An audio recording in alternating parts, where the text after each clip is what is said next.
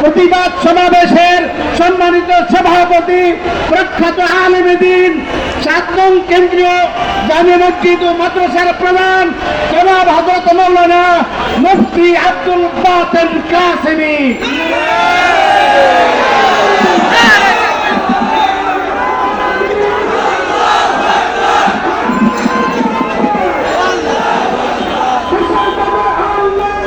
আসসালামু আলাইকুম ওয়া রাহমাতুল্লাহি ওয়া বারাকাতুহু। সম্মানিত তৌহিদি জনতা, আমাদের রূপনগর পল্লবী থানার ইমাম উলামা মাশায়েখ হুজুর তৌহিদি জনতার উদ্যোগে আয়োজিত আজকে এই প্রতিবাদ সমাবেশে আপনাদেরকে প্রথমে ধন্যবাদ জানাচ্ছি।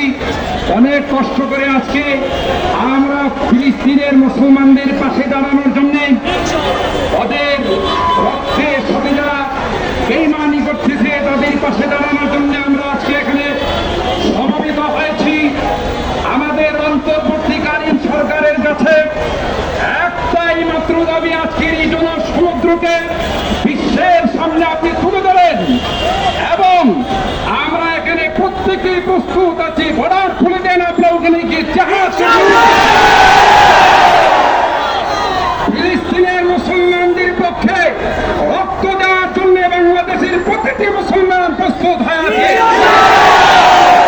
বিলম্বে আমাদের এই অবস্থানকে আপনি বিশ্বের দরবারে, আপনি গোটা বিশ্ব, আপনি অত্যন্ত পরিচিত একটি মুখ এবং সরকারিভাবে আমাদের এই প্রতিবাদ বিশ্বের দরবারে আপনি পেশ করে দিবেন এবং অনতি বিলম্বে গাজায় ফিলিস্তিনি মুসলমানদের উপরে যে বর্বর নির্যাতন হচ্ছে তা বন্ধ করতে হবে। কথা বলেন ঠিক কিনা?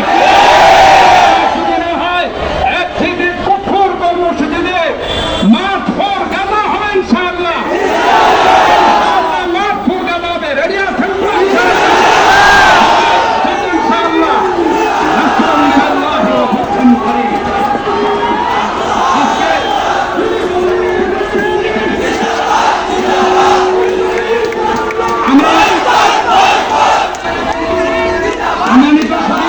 সম্মানিত তৌহিদি জনতা, এই মিছিল মিরপুর 11 বাস স্ট্যান্ড কেন্দ্র মসজিদে গিয়ে শেষ হবে।